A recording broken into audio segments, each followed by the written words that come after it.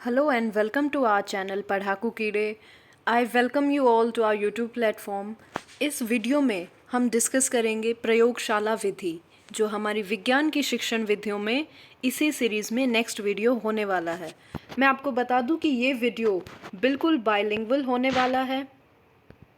इसी के साथ साथ हम इस वीडियो में जो भी डिस्कस करेंगे वो डायरेक्ट एग्ज़ाम ओरिएंटेड होगा, यानी कि कंसेप्ट्स पे ज़्यादा फोकस करेंगे हम। इसी के साथ साथ अगर आप हिंदी माध्यम के विद्यार्थी हैं या फिर आप इंग्लिश मीडियम के स्टूडेंट हैं तो आप के लिए ये वीडियो डेफिनेटली हेल्पफुल रहेगा। तो आइए शुरू करते हैं आज की वीडियो। सबसे पहले प्रयोगशाला विधि को हम लेबोरेटरी मेथड भी कहते हैं। जैसा कि आप इसके नाम से ही समझ गए होंगे, प्रयोगशाला अर्थात लेबोरेटरी मेथड।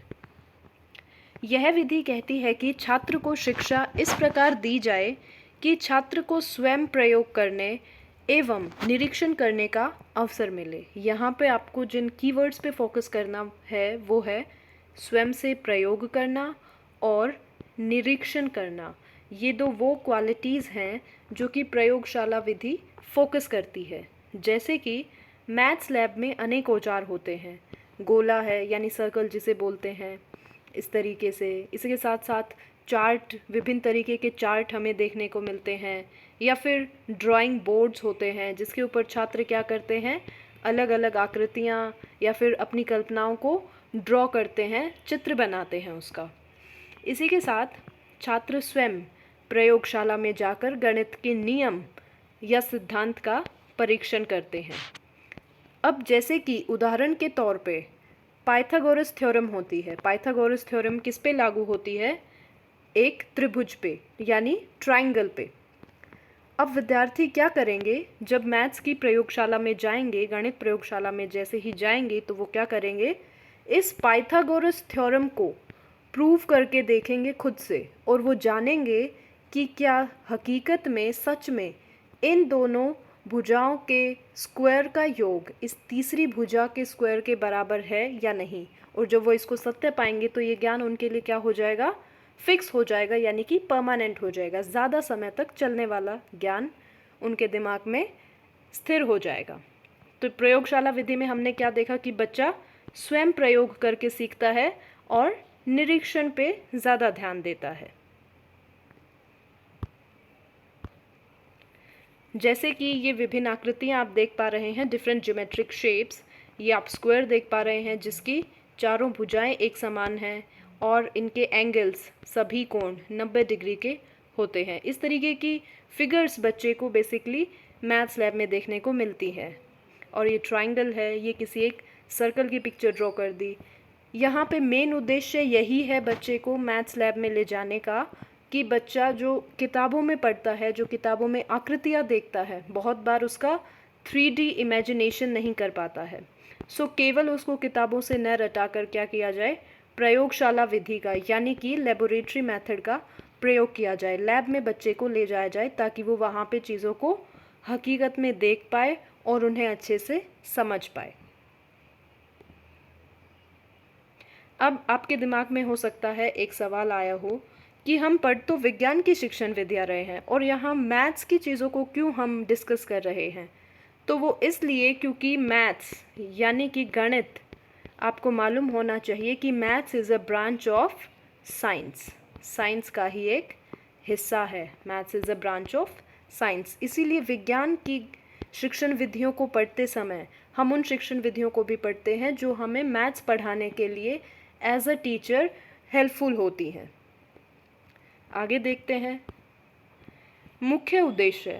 सो इस विधि का, लेबोरेटरी मेथड का, प्रयोगशाला विधि का मुख्य उद्देश्य है बिल्कुल साफ और सटीक कि छात्रों में अनुसंधान की प्रवृत्ति का विकास करना। बच्चों में हमें रिसर्च यानी खोज करने की प्रवृत्ति का विकास करना है, डेवलपमेंट करना है, कि बच्चा खुद से रिसर्च करना सीखे। बिल्कुल जैसे ही बच्चा लैब में जाएगा, लैब में क्या काम होता है आप खुद सोचिए। लैब में होता है अनुसंधान का कार्य, रिसर्च का कार्य होता है लैब में। जैसे कि आप यहाँ पे इन दो चित्रों में देख पा रहे होंगे, ये किसी मैथ्स लैब के ही फ़ोटोज़ हैं। अब मैथ्स लैब में ये सारी आकृतियाँ बच्चों ने ही बनाई हैं। जितने भी आप यहाँ पे प्रोजेक्ट देख पा रहे हैं, अलग अलग विभिन्न विभिन्न प्रकार के एंगल्स हैं, तो ये सब चीज़ें क्या है, बच्चों ने अपने हाथ से बनाई हैं। तो उनको इस चीज़ का ज़्यादा ज्ञान हो गया और उनका ज्ञान अभी स्थिर हो गया, स्थायी हो गया। अनुसंधान की प्रवृत्ति का विकास उनमें हो गया, यानी कि रिसर्च की प्रवृत्ति का विकास हो चुका है। दूसरी फ़ोटो को अगर आप ध्यान से देखेंगे तो इसमें बच्चे क्या कर रहे हैं, मैथ्स की अलग अलग आकृतियाँ बना रहे हैं, यानी कि एक तरीके से आर्किटेक्चर का काम ही कर रहे हैं। और ये सब किस में हो रहा है, एक लैब में। ठीक है, तो इसीलिए इस विधि का नाम है प्रयोगशाला विधि, अर्थात लेबोरेटरी मेथड। इसी के साथ अब हम देखेंगे प्रयोगशाला विधि के गुण, यानी कि some basic features of laboratory method. सबसे पहले हमारे पास आता है बिल्कुल सही कि ये एक मनोवैज्ञानिक विधि है। अब मनोवैज्ञानिक विधि क्या होती है, साइकोलॉजिकल मेथड, यानी कि साइकोलॉजिस्ट से इस मेथड को प्रूवन हो चुका है, राइट। तो मनोवैज्ञानिक विधियां जितनी भी होती हैं उनकी कुछ क्वालिटीज़ होती हैं और वो इसी तरीके से कार्य करती हैं कि हो सकता है वो नॉन से अननोन की तरफ जाएं, यानी कि जो ज्ञान हमें ज्ञात है उसको हम आधार बनाकर पढ़ें और अज्ञात वस्तु की ओर जाएं, नॉन टू अननोन। जैसे कि हमें मालूम है कि ये एक त्रिभुज है, अब केवल हमें इतना ही मालूम है कि ये एक क्लोज्ड फिगर है और इसकी 3 साइड्स हैं, 3 भुजाएं हैं। तो हम क्या करेंगे, सिर्फ इस ट्रायंगल को बेस बना के हम त्रिभुज पे पूरा का पूरा चैप्टर पढ़ेंगे, जिसके अंदर हम इसके बेस को जानेंगे, इसके एल्टीट्यूड को जानेंगे, या फिर सरकमसेंटर, सेंट्रॉयड, तमाम बेसिक टर्म्स इसके बारे में पढ़ेंगे। तो हमने क्या किया, वहाँ पे नोन से हम अननोन की तरफ चले गए। पहले हमने वो जाना जो हमें मालूम है और उस ज्ञान को आधार बनाकर जो मालूम नहीं है वो चीज़ हमने पढ़ी। अगला पॉइंट है रचनात्मक प्रवृत्ति, यानी कि बच्चे में क्रिएटिविटी का विकास होता है। अब बिल्कुल बच्चा अगर लैब में स्वयं कार्य करेगा तो बच्चा क्या कर रहा है, बिल्कुल सही, एक्टिव लर्निंग कर रहा है। एक्टिव लर्निंग जब भी होती है तो बच्चा उसमें क्रिएटिविटी को डेवलप करता ही करता है, क्योंकि ये जो लर्निंग होती है ये चाइल्ड सेंटर्ड होती है, यानी कि बच्चा ही इसमें मुख्य भूमिका में होता है और इस तरीके से उसमें क्रिएटिविटी का विकास होता है। इसी के साथ साथ छात्र खेल खेल में ज्ञान अर्जन कर लेता है, यानी कि खेल खेल में ही चीज़ों को सीख लेता है। प्रयोगशाला विधि स्थूल से सूक्ष्म की ओर जाती है, यानी कि होल टू पार्ट्स मूव करती है। यहाँ हम वही उदाहरण ले सकते हैं किसी भी एक क्लोज्ड मैथमेटिकल फिगर का, जैसे कि हमने लिया है रेक्टेंगल। इस केस में रेक्टेंगल में हमें मालूम है कि 2 अपोजिट साइड्स पैरेलल होती हैं और बराबर होती हैं। ये 2 अपोजिट साइड्स पैरेलल और बराबर होती हैं तथा हर एक कोण, अंदर वाला कोण इसका 90 डिग्री का होता है। ये हुई बेसिक इसकी नॉलेज, यानी कि एज अ होल हमने इसको जान लिया। अब हम क्या करेंगे, इसके पार्ट्स को जानना शुरू करते हैं, यानी कि इसके डायगनल्स को पढ़ेंगे, इसकी डायगनल्स की प्रॉपर्टीज़ पढ़ेंगे, डायगनल्स कैसे इंटरसेक्ट करते हैं, या फिर डायगनल्स के इंटरसेक्ट करने के बाद ये जो ट्रायंगल्स बनती हैं इनमें परपेंडिकुलर डाल के इनको स्टडी करेंगे। तो हमने क्या किया, ज्ञान को बेसिकली स्थूल से सूक्ष्म की ओर ले गए, यानी कि होल टू पार्ट्स हमने इसको स्टडी किया। इसी के साथ साथ वैज्ञानिक दृष्टिकोण का विकास भी इस विधि में होता है, यानी कि साइट ऑफ अ साइंटिस्ट। बच्चा किस तरीके से देखने लगता है चीज़ों को, ठीक वैसे ही जैसे कि एक साइंटिस्ट देखता है चीज़ों को, यानी कि बच्चे में कहीं ना कहीं खोज करने वाली प्रवृत्ति का विकास होता है प्रयोगशाला विधि में।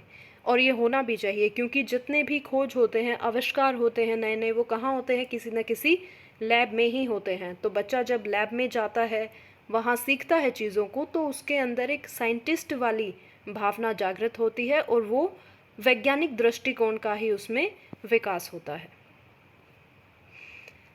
अब हम उदाहरण के तौर पे देखते हैं, बिल्कुल रियल लाइफ क्लास एग्जाम्पल, कि इस लेबोरेटरी मेथड को, प्रयोगशाला विधि को कक्षा में कैसे प्रयोग किया जाए। जैसे कि यदि हमें पाचन तंत्र के बारे में बच्चों को अवगत कराना है, तो पहले उन्हें यह बताना कि पाचन का अर्थ क्या है एवं इसकी शुरुआत कहाँ से होती है, यानी कि मुख से इसकी शुरुआत होती है। फिर हम इसमें शामिल करेंगे कि मुख में हमारे जो भोजन है उसमें कुछ एंजाइम्स आके मिलते हैं, जैसे कि अमाइलेज है, और फिर बाकी सारे एंजाइम्स के बारे में बच्चे को ज्ञान देना। तो इसमें हमने क्या किया, पहले हमने बच्चे को होल सिस्टम पढ़ाया, फिर हमने क्या किया, बच्चे को स्पेसिफिक डिटेल्स दी। पहले हमने बच्चे को बता दिया कि पाचन तंत्र में कौन कौन से मुख्य भाग जुड़े हुए हैं, जो कि मुंह से प्रक्रिया ये शुरू होती है, देन फूड पाइप के थ्रू हमारा स्टमक में फूड एंटर करता है, यानी कि पेट में जाता है, वहाँ से लंबी आंत, बड़ी आंत, इस तरीके से भोजन की क्या होती है, पाचन प्रक्रिया होती है। अब इतना बताने के बाद हम क्या करेंगे, वापस से पहले पोर्शन पे आएंगे, अर्थात मुख पे आएंगे, मुंह में आएंगे, जिसमें बच्चे को हम फिर समझाएंगे कि यहाँ पाचन क्रिया असल में होती कैसे है, अर्थात भोजन का कौन सा हिस्सा डाइजेस्ट हमारा माउथ में होता है और कौन सा हिस्सा डाइजेस्ट स्टमक में। तो ये जो हमने इस तरीके से शिक्षा ली है, ये बिल्कुल शिक्षा किस तरीके से ली है, स्थूल से सूक्ष्म की ओर गए हैं हम, और ज्ञात से अज्ञात की ओर गए हैं। इस प्रक्रिया में हमें मालूम था कि ये मुख होता है, लेकिन हमें ये नहीं मालूम था कि मुख में कौन कौन से एंजाइम्स पाए जाते हैं और कौन से एंजाइम किस पाचन शक्ति में या किस पाचन क्रिया में हमारी मदद करते हैं। तो बेसिकली हमने यहाँ ज्ञान किस तरीके से लिया, एक तरीके से लेबोरेटरी मेथड से। इस चीज़ के हमें सैंपल्स भी दिखाए जा सकते हैं लेबोरेटरी में, अर्थात प्रयोगशाला में। तो आइए आगे देखते हैं लेबोरेटरी मेथड यानी प्रयोगशाला विधि के कुछ दोष। अब बिल्कुल जैसा कि मैं आपको हर विधि में बताती हूँ कि कोई भी विधि 100% सही नहीं हो सकती, कुछ ना कुछ दोष तो उसमें अवश्य होगा। सबसे पहली बात कि यह विधि खर्चीली है। बिल्कुल, अगर हम बच्चे को लैब में ले जाते हैं और उसको लेबोरेटरी मेथड से ही हम उसे सिखाते हैं, तो हमें क्या चाहिए, सारे तरीके के इक्विपमेंट्स यानी कि उपकरण चाहिए, जिस पे बच्चा क्या करेगा, जिससे बच्चा शोध करेगा, अलग अलग चीज़ों को एक्सपेरिमेंट करेगा। तो हमें सभी इक्विपमेंट्स चाहिए, साथ ही हमें चाहिए बच्चे पे देखरेख करने के लिए लैब अटेंडेंट्स।